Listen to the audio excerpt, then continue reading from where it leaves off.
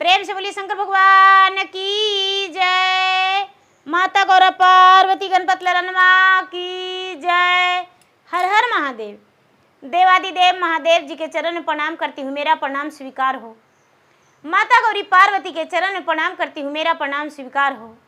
गणपत ललनमा के चरण में प्रणाम करती हूँ, मेरा प्रणाम स्वीकार हो। माता और पिताजी के चरण में प्रणाम करती हूँ, मेरा प्रणाम स्वीकार हो। सब देवी देवताओं के चरण में प्रणाम करती हूँ, मेरा प्रणाम स्वीकार हो। सब गुरु भैया बहना के चरण में प्रणाम करती हूँ, धरती पर बैठे धरती माता के चरण में प्रणाम करती हूँ, मेरा प्रणाम स्वीकार हो।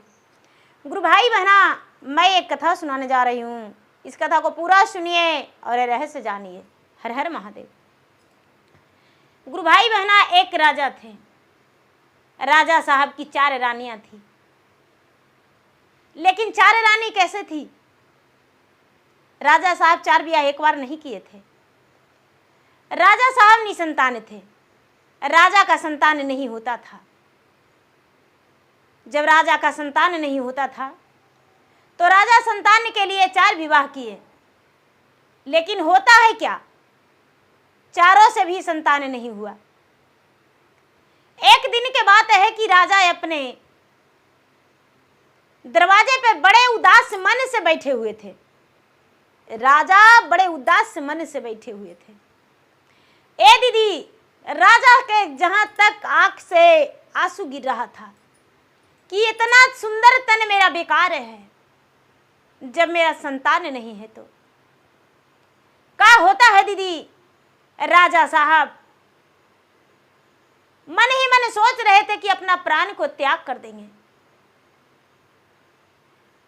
शंकर भगवान और पार्वती दोनों आपस में बात करते हैं कि हे महाराज, इतना सुंदर महान राजा है, राजा निर्दोष है, कोई पापी नहीं है, तो इसको संतान चाहिए, जीने के लिए एक संतान चाहिए।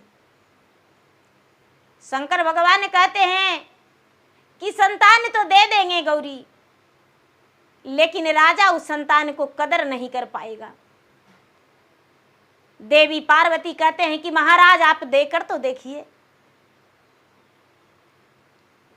शंकर भगवान कहते हैं नियति को कौन बदलता है, नियति का खेल निराला है। जब आप कहते हैं तो आपकी बात हम सुन जाते हैं।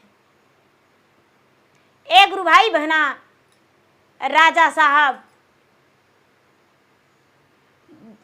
दरवाजे पर जब बैठल थे तो शंकर भगवान एक ब्राह्मण के रूप में राजा के दरवाजे पर चले गए। राजा साहब रानियों का आवाज देते हैं कि रानी साहब, एक ब्राह्मण आए हैं, भिक्षा इन्हें दे दीजिए।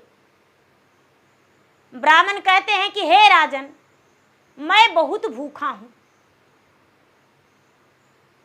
यदि भोजन करवा देंगे अपने हाथों से भोजन बना के तो उससे ज्यादा फल नहीं होगा। राजा कहते हैं महाराज, मेरे घर में तो दाई दासियां हैं, भोजन बनाती है दाई दासियां, हम भोजन बनावें? कहते हैं महात्मा जो ब्राह्मण है वो कहते हैं कि हे राजन,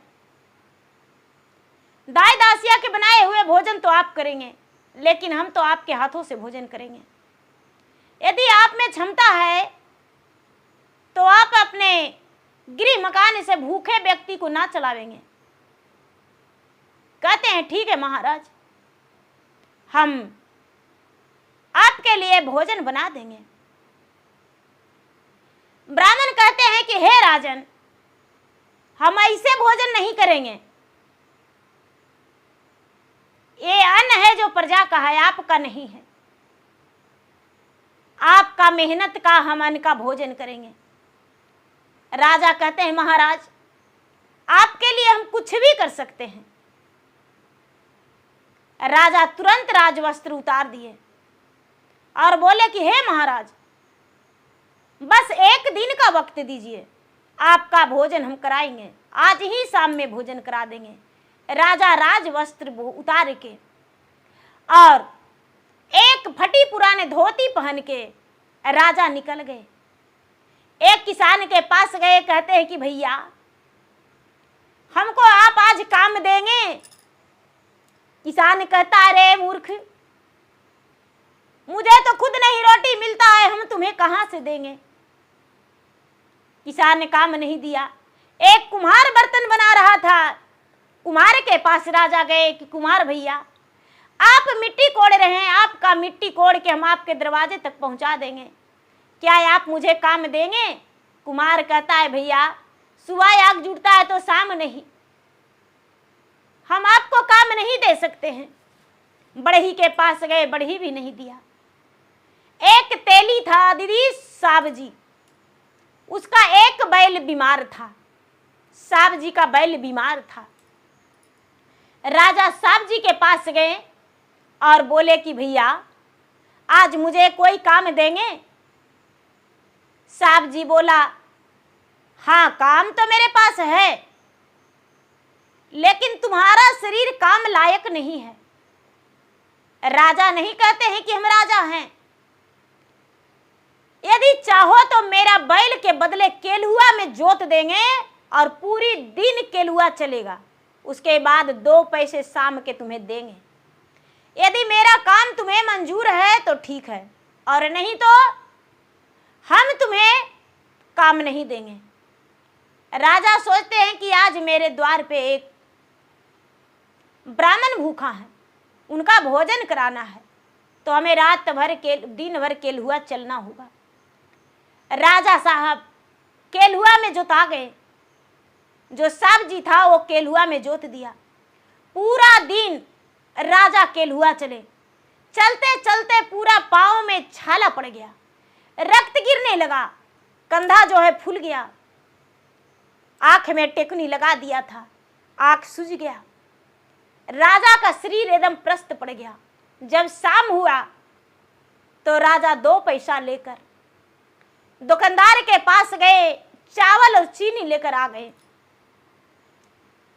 आकर घर तुरंत राजा स्नान किए।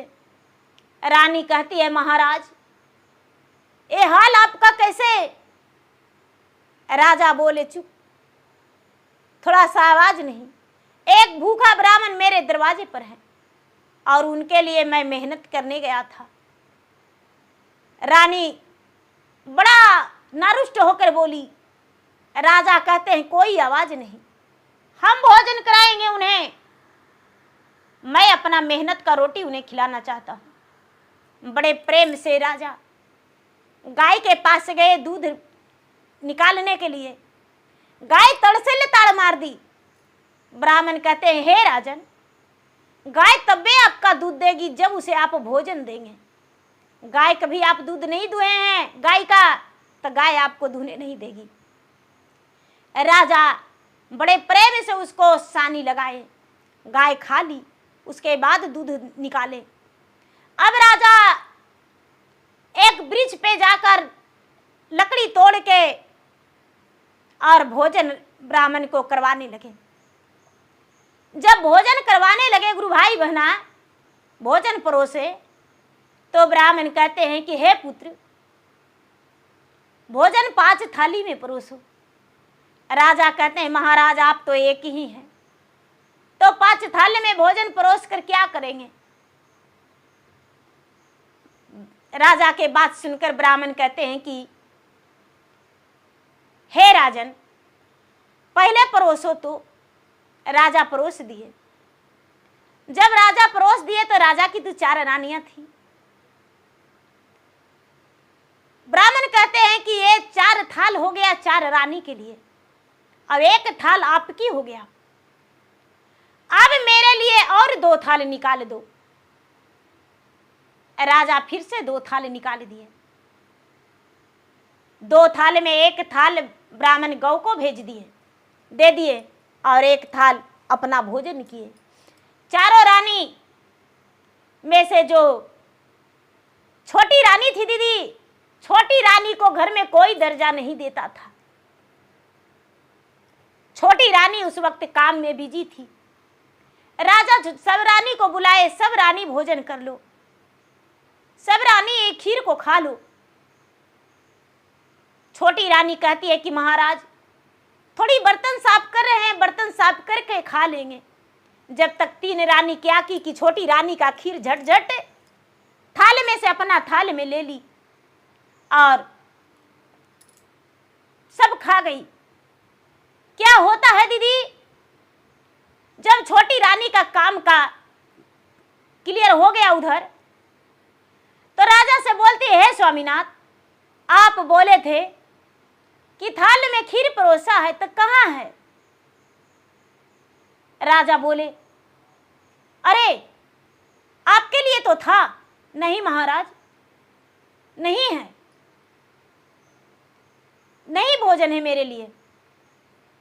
जाके तीनों सौतन से पूछती है कि दीदी जी मेरे लिए खीर था, वो खीर कहाँ है? तीनों सौतन बोली, अरे मैं तो खीर खा गई, बनाकर खुद को खा लेना। भगवान भोजन करके चले गए। अब रानी सोचती है, छोटी रानी की, हे भगवान मेरे लिए थोड़ा सा भी नहीं बचा। थाली भी धो के रख दिए, जहां पर महात्मा भोजन किए थे दीदी, वहां पर 4 चावल खीर का 4 दाना गिरा हुआ था। और जब गिरा हुआ था ते बेचारी देखी और झट से उसे उठाकर मुंह में डाल ली। झट से मुंह में उठा के डाल ली और पानी पी ली, जैसे इसे लग रहा है कि मैं थाल भर के भोजन कर लिया। धीरे धीरे समय बीतने लगा। राजा का विचार में तो राजा का मन में तो चारों रानी थी। राजा सबके मान सम्मान बराबर देते थे। राजा सबके पास जाते थे, सबसे बातें करते थे, सबके सब कुछ दिया करते थे। धीरे धीरे समय बीता, 2-3 महीना हुआ। छोटी रानी गर्भवती रह गई। जो ही महीना के गर्भवती रह गई, छोटी रानी बड़ी रानी से कहती है कि रानी साहब मेरा सर में चक्कर आ रहा है, ना जाने मुझे क्या हो गया है। कुछ दिन से मेरा तबीयत ठीक नहीं लग रहा है, कमजोरी सा महसूस होता है। बड़ी रानी बोली, जाओ वैद्य जी के पास जाओ और वैद्य जी से दिखा लेना। जब छोटी रानी वैद्य जी के पास गई तो वैद्य जी बताए कि तुम माँ बनने वाली हो। अब छोटी रानी का तो खुशी फुली नहीं समा रहा था। छोटी रानी अपने पति के पास गई और पति से जाकर बोली, हे स्वामी मैं मां बनने वाली हूं। राजा का तो खुशी का ठिकाना नहीं था। राजा खुशी के मारे छोटी रानी को गोद में उठाकर ले जाके पलंग पर बैठा दिए। गोद भराई का रस्म हो गया। अब समय बीतने लगा। छोटी रानी के काम से फ्री कर दिए राजा, काम उसे ना करने देने का आज्ञा दे दिए। छोटी रानी के दाए दासियां लग गया। धीरे धीरे समय बीता और छोटी रानी का 9वां महीना पूरा हो गया। जब 9वां महीना पूरा हो गया, गुरु भाई बहना, 9वां महीना चल रहा था, तो राजा कहते हैं मंत्री से कि हे मंत्री जी, मेरी छोटी रानी बहुत भोली है। मेरी छोटी रानी को जो भी लोग कह देगा वो मान लेगी, इसलिए इसका जिम्मेदारी आप पे है। छोटी रानी को देखभाल आपको करना है। छोटी रानी का कोई दुख नहीं होना चाहिए, कोई तकलीफ नहीं होना चाहिए। और बाकी 3 रानियां को तो स्वभाव आप जानते हैं। एक गुरु भैया बहना जो मंत्री थे, मंत्री इस बात को मन में ठान लिए कि छोटी रानी का देखभाल मुझे अच्छे से करना है। घर की दासियां जो थी, दासियां को राजा बोल दिए, भाई मेरा पत्नी को देखभाल अच्छे से करना, मेरा पत्नी का कोई किसी प्रकार का दुख नहीं होना चाहिए। जब उचित समय आया तो छोटी रानी का प्रसव पीड़ा शुरू हो गया। और जब प्रसव पीड़ा शुरू हो गया तो बड़ी रानी से कहती है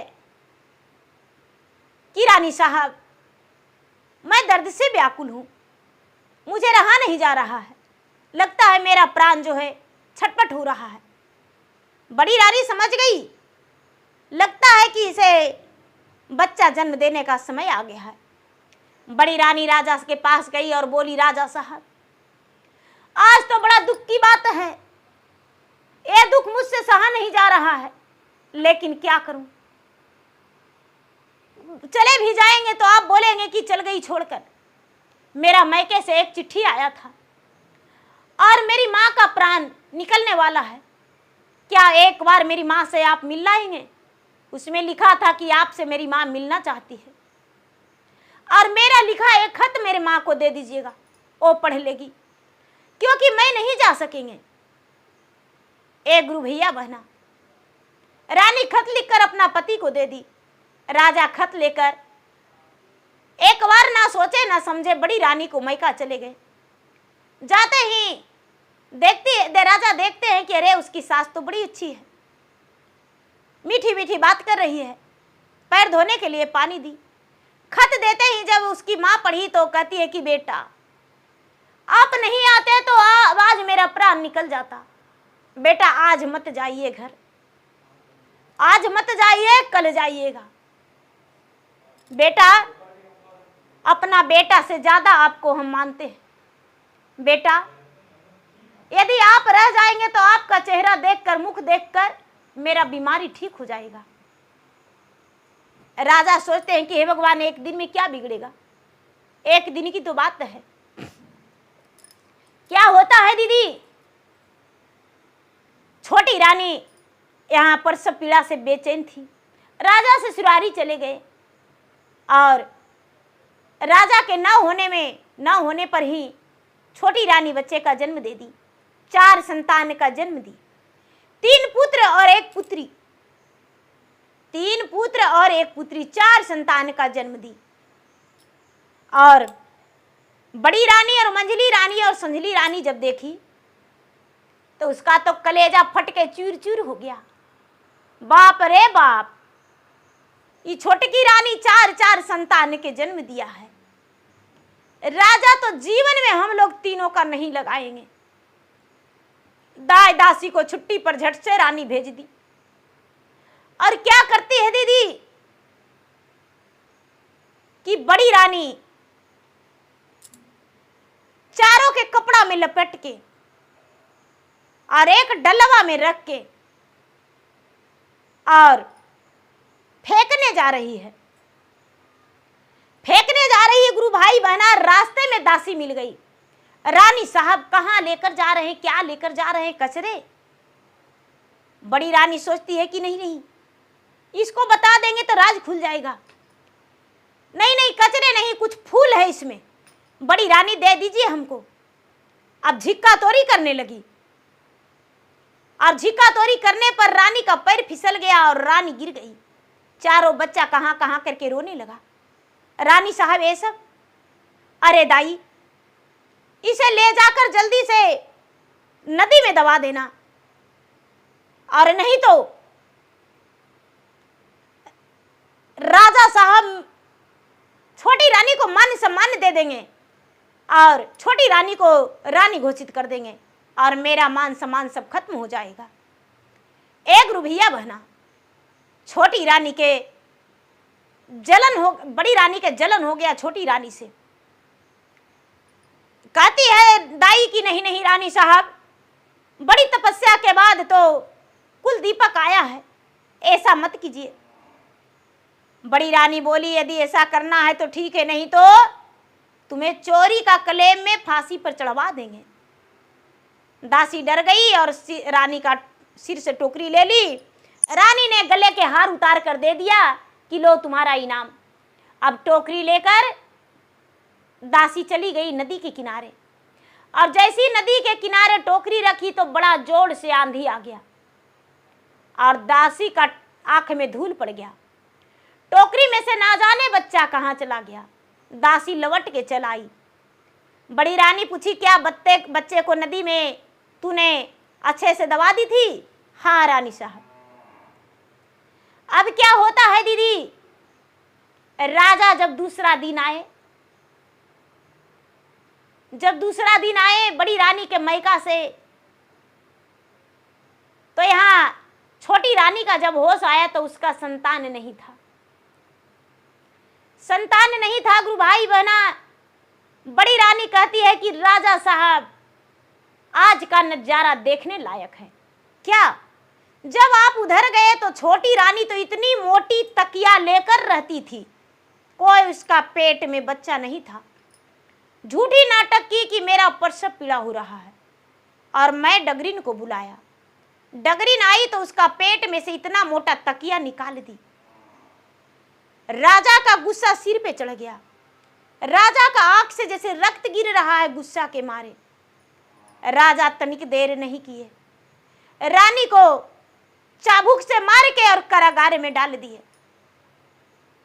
छोटी रानी दुखी होकर आंखों से आंसू बहाती है, भगवान से कहती कि हे भगवान, गोबर गोईठा करते थे, जीते थे, खाते थे, लेकिन इतना बड़ा दंड कौन कसूर की है भगवान, जो इतना बड़ा सजा मिला है। हे भगवान, कुछ ऐसा कर दीजिए जो चमत्कार हो जाए भगवान, मैं कारागार में हूं। छोटी वाली रानी भगवान के सच्चा भक्त थी महादेव के। एक गुरु भाई बहना 1.25 महीना तो पूजा पाठ करने लायक नहीं थी। जब 1.25 महीना हो गया तो छोटी रानी के मैका से एक मुंह बोली दासी आई थी। दासी से कहती है कि हे बहन, जो कारागार में तुम मुझे भोजन देती हो, तो कारागार में जब भोजन देने आती हो तो तुम्हारे पास चाबी रहता है। थोड़ा देर के लिए यदि मेरा कपड़ा पहन के मेरे बदले बैठ जाएगी तो हम महादेव की पूजा करके चलाएंगे। दासी मदद करती गुरु भाई बहना, और रोज बेचारी कारागारे से महादेव का पूजा करने जाने लगी। महादेव का पूजा करने जाने लगी। रोज बाग बगीचा में जाके दासी के कपड़ा पहन के और बाग बगीचा में जाके फूल पत्तियां तोड़ के महादेव के पूजा पाठ करके और कारागार में आके और अपना खाना खाती थी। दासी निकल जाती थी। धीरे धीरे धीरे धीरे धीरे धीरे 12 बरस बीत गया दीदी। 12 बरस बीत गया। राजा उलट के ताकने नहीं गए। राजा उलट के ताकने नहीं गए दीदी। और 4 गो वृक्ष जलमा, एक गाने वाला, एक बजाने वाला, और एक नाचने वाला, और एक बोलने वाला। एक गाने वाला, एक बजाने वाला, एक नाचने वाला, एक बोलने वाला, 4 वृक्ष जलमा। अब जब चारों वृक्ष सुबह होता था दीदी, तो एक वृक्ष नाचने लगता था और एक वृक्ष में से हारमोनिया तबला का आवाज आता था, और एक वृक्ष नाच बोलता था, संगीत गाता था, और एक वृक्ष बोलता था आहा भैया बड़ा मजा आ रहा है भैया, बड़ा सुंदर है, और थोड़ा अच्छे से बनो भैया, और नाचो भैया। सुबह और शाम नदी के किनारे बगल में एक गांव था। बहुत सारे लोग सोचते थे कि कहां से आवाज आता है, ए हारमोनिया और तबला के, कहां से आवाज आता है ये गाना के, गीत के, संगीत के, कहां से आवाज आता है ये बोलने का। चारों का शाम होता था तो बड़े प्रेम से आरती महादेव के गाता था। सुबह होता था तो नाच लगाता था पेड़, और शाम होता था आरती गाता था। वहां के लोग इधर उधर देखते देखते देखते देखते देखते देखते समझ में नहीं आता था कि कौन सा ओर से आता है आवाज। एक दिन के बात है दीदी कि उसी रास्ते से कुछ मुसाफिर जा रहे थे, और जब कुछ मुसाफिर जा रहे थे दीदी तो पेड़ में सुबह हो चुका था। रात में ज्यादा रास्ता चलते थे, रात्रि में पैदल के रास्ते चलते थे लोग दीदी, तो पैदल के रास्ते रात्रि में अच्छा लगता था, तो इसीलिए रात्रि में रास्ता चलते थे। तो मुसाफिर चारों जा रहे थे कहीं, तो रास्ता चल रहे थे, तो उसी वृक्ष के पास पहुंचे तो वृक्ष संगीतकार गाने लगा। वृक्ष में से संगीत की आवाज निकलने लगा, वृक्ष में से हारमोनिया तबला की आवाज आने लगा, और वृक्ष एक गोले गोले नाचने लगा। एक वृक्ष कहता है भैया बहुत अच्छा लग रहा है। अब चारों आपस में बात करता है। जो नाच करता है वो कहता है कि और नाचूं। जो संगीतकार करती है वो कहती है कि अब कैसा लग रहा है भैया। जो बजाती है, गाती है, नाचती है, सब पूछ रहा है कैसा लग रहा है भैया। चारों मुसाफिर देखे, चारों के नजारा सुने, चारों के नज़ारा देखकर उसके बाद वो कहते हैं कि अरे इस गांव के लोग का कोई नहीं जानते हैं। गांव में जाकर चारों मुसाफिर हल्ला किए। गांव के लोग कहते हैं कि भाई हम लोग रोज सुनते हैं, लेकिन कहाँ से आवाज आता है वो पता ही नहीं चलता है। चारों मुसाफिर बताए कि अरे भाई नदी के अरार पे 4 वृक्ष हैं और चारों वृक्ष बड़ा सुंदर है। वृक्ष में से एक में से आवाज निकलता है गाने का, एक में से आवाज निकलता है बजाने का, और एक नाचता है, एक बोलता है। ये बात राजा को यदि बता दे तो बड़ा अच्छा की बात है। एक गुरु भैया बहना गांव वाले राजा के पास गए। जब राजा के पास गए तो राजा से कहते हैं कि ए राजा साहब, एगो हम बात लेकर आए हैं। देखिए ना, नदी के अरार पे 4 वृक्ष है, ना फूल देता है ना फल देता है, सुहाना पत्ता है, लेकिन सुबह के बेला में चारों वृक्ष में से आवाज निकलता है गाने का और बजाने का और नाचने का, बोलने का। राजा कहते हैं कि ऐसा? तो हाँ, ऐसा क्या है जो चारों में क्या खूबी है? गांव के लोग चल के देखेंगे। तो एक गुरु भाई बहना सुबह सुबह का बेला था, तो राजा के मंत्री जो है वो कहे कि हम आते हैं देख के आज के सुबेरा कैसे नाचता है, क्या बोलता है, कैसे गाता है। तो एक गुरु भैया बहना जब मंत्री पर नजर पड़ा तो पेड़ में से आवाज निकलता है कि भैया बड़ा तो का भैया मंझला तो सुना भैया बतिया आवत है बाबा के मंत्री।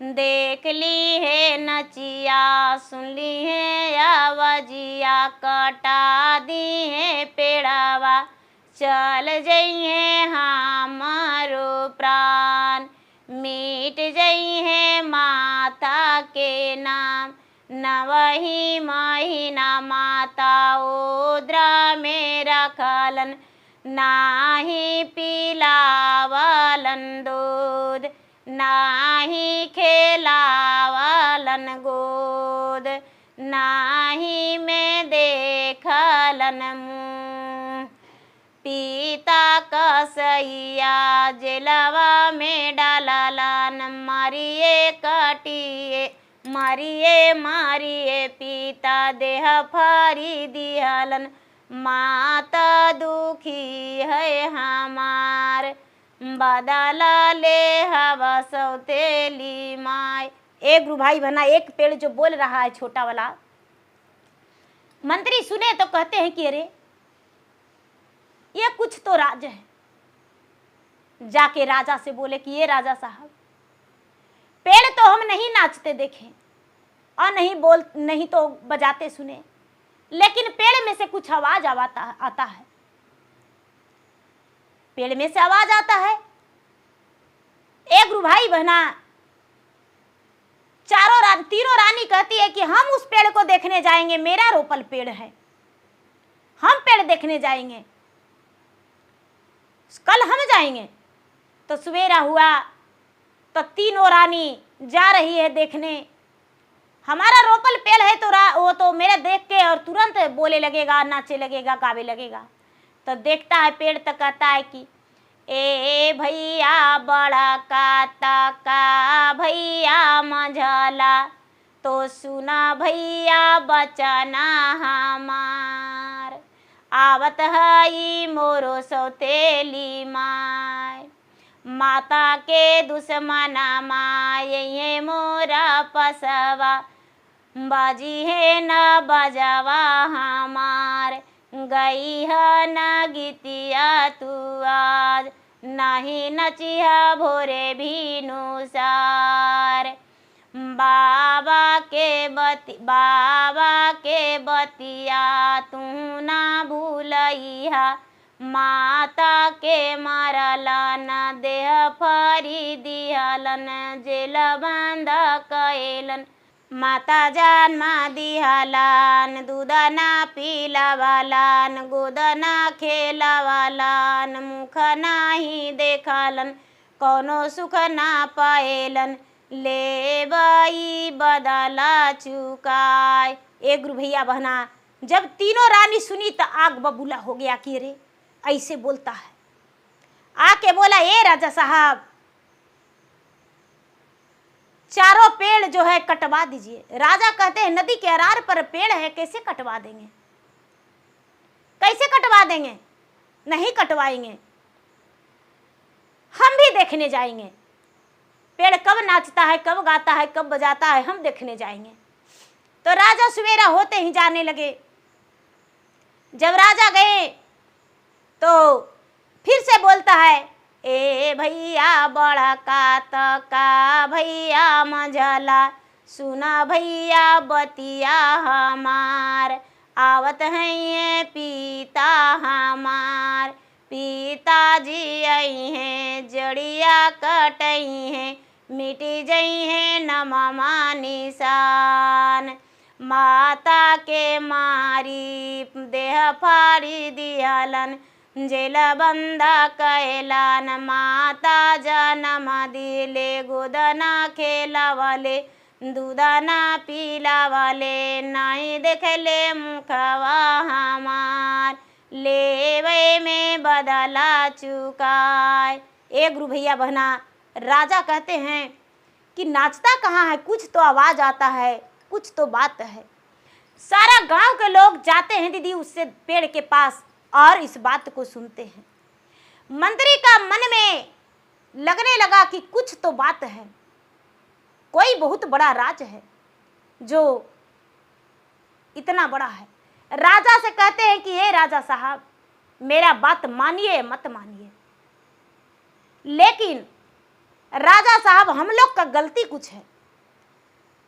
छोटी रानी को कारागार से निकाल के एक बार उस ब्रिज के पास भेजिए, देखिए क्या होता है। एक गुरु भैया बहना, राजा कहते हैं कि छोटी रानी को तो हम कभी नयन से नहीं ताकेंगे, उसको कारागार से निकालेंगे। मंत्री कहते हैं कि एक बार आप आज्ञा देकर देखिए, हम छोटी रानी को ले जाएंगे। छोटी रानी जब मंत्री कारागार खोले तो उस वक्त मंदिर में थी, 12 बरस हो चुका था, मंदिर में थी और दासी पहनी हुई थी छोटी रानी के कपड़ा, जेल वाला कपड़ा। दासी को देखकर कहती है कि अरे दासी तुम हो और छोटी रानी। मंत्री जी, इस बात को किसी को पता न चलना चाहिए। रोज छोटी रानी मंदिर जाते हैं और मंदिर में पूजा करते हैं, उसके बाद आते हैं और मेरा वस्त्र पहन लेते हैं और मैं उनका बैठ जाते हैं, चेंज कर लेते हैं, फिर हम निकल जाते हैं, वो खाना खा लेते हैं। वजीर बोले कि हम उन्हें नदी के किनारे गाने वाला और बजाने वाला ब्रिज के पास ले जाएंगे। आए जब छोटी रानी, तो छोटी रानी को मंत्री बोले, छोटी रानी कहते हैं कि राजा मंत्री जी मेरा क्या औकात। कहते हैं कि आप घूंघट में चलिए, राजा आपको मुखड़ा ही नहीं देखेंगे। जब छोटी रानी जाने लगी दीदी, तो छोटी रानी मंदिर जाती थी, भजन गाती थी, पूरा गांव सुनता था। जब वहां पर गई गुरु भाई बहना छोटी रानी, तो चारों पेड़ जो है कहता है, ए भैया बड़ा का भैया मझला, सुना भैया बतिया हमार, आवत है माता हमार, मोरो माना कर है, गोद में समाइए, मुहामा देखिए, माता के लिए दुलार, माता के करिए हम प्यार, जाने तो सौतेली मैया जड़ से कटाए तो मिटाई दे तो नममा निशान। एक गुरु भैया बहना, चारों पेड़ में से आवाज निकलता है। मंत्री सारी आवाज को सुन लिए। जब बेचारी छोटी रानी ब्रिज के पास गई तो एक वृक्ष गाने लगा, एक वृक्ष बजाने लगा, एक वृक्ष नाचने लगा और एक वृक्ष बोलने लगा, भैया बहुत अच्छा, बहुत अच्छा, भैया बहुत अच्छा, बहुत अच्छा, बहुत अच्छा। एक गुरु भाई बहना, चारों वृक्ष का पत्ता जो है छोटी रानी के पैर पर लोरता है, उसके बाद आकाश जाता है, चौबगल घूरता है, एकदम बीन बजा रहा है, सुंदर हारमोनिया बजा रहा है, एकदम सतरंगी बाजन बज रहा है, रंग रंग के बाजन, एकदम पूरा भीड़ लग गया। जब भीड़ लग गया गुरु भाई बहना, तब मंत्री कहते हैं कि राजा साहब, 3 रानी आपकी सतीवर्ती थी और सतीवर्ती रानी के सामने ये पेड़ नहीं झुका, नहीं डोला, नहीं गाया, नहीं बजाया। पूरा गांव के सामने वे नहीं नाचा, नहीं झूमा, नहीं मेरे सामने, नहीं आपके सामने। लेकिन कुछ तो कारण है, कुछ तो कारण है जो छोटी रानी के देखकर और इतना पेड़ पौधा झूम रहा है, नाच रहा है।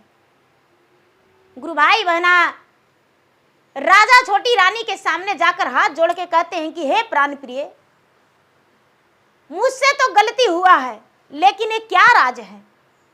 छोटी रानी कहती है, हे स्वामीनाथ, मेरा ओद्र से 4 संतान जन्म लिया था। वो बड़ी रानी मेरे आंखों के सामने मेरा पांव हाथ बांध के और डलवा में भर के और पता ना जाने कहां ले गई, नहीं पता। उसमें मंजली रानी, संजली रानी सब साथ थी।